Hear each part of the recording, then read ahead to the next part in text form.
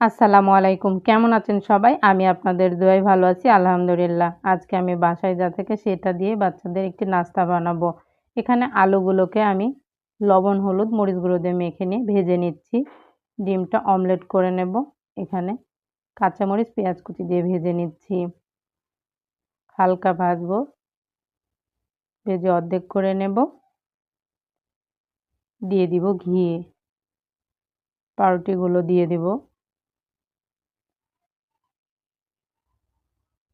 এই পাশটা ভেজে ওই পাশ করে দেব। ভাজা শেষ, উঠিয়ে নিলাম। ডিমগুলোকে আমি ৩ কোণা করে দিয়ে দিচ্ছি। দিয়ে দিব ভেজে রাখা আলু। সবগুলো দিয়ে দিব। দিয়ে দিব টমেটো সস। দিয়ে দিব মেয়োনিজ।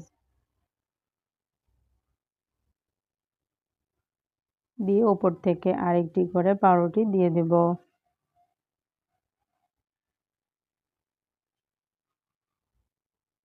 আপনারা কিন্তু বাচ্চাদের এভাবে দিতে পারেন।